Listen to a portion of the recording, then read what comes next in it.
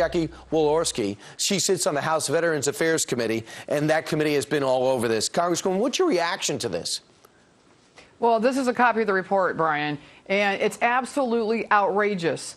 And that's why I've been so passionate on the VA committee to make sure that, it's been 4 months since we passed that VA bill, the reform bill that was supposed to take care of a lot of this. But this, again, points to the fact that, we are treating our best and brightest veterans this way, that we ask them to go fight for freedom and liberty, and they do, and they come home, and the government turns its back and walks away. It's just completely wrong. And this is the kind of stuff that, not only on the jurisdiction of the committee and the oversight that we provide, but the VA has lied to the American people again. They lied to the media again. And this goes back to my thought months ago when I asked for Secretary Shinseka's resignation, and then I was confident that we would be able to prosecute, to imprison, and to fire a whole lot of these middle level and senior level executives. This stuff cannot go on. It's dead wrong. And in the report, it says essentially you can only get rid of a very small number of them, that according to the new director. But listen to how some of them are exiting.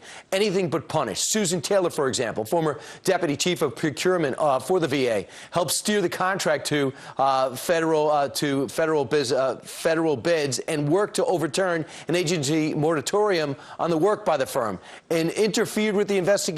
The IG recommended criminal charges, but the DOJ declined. Took early retirement, will get the pension. Similar with John Goldman, former director of the Carl Vinson VA. The clinic manipulated scheduled data, but retired before removal, will likely get his pension. That is hardly punishment.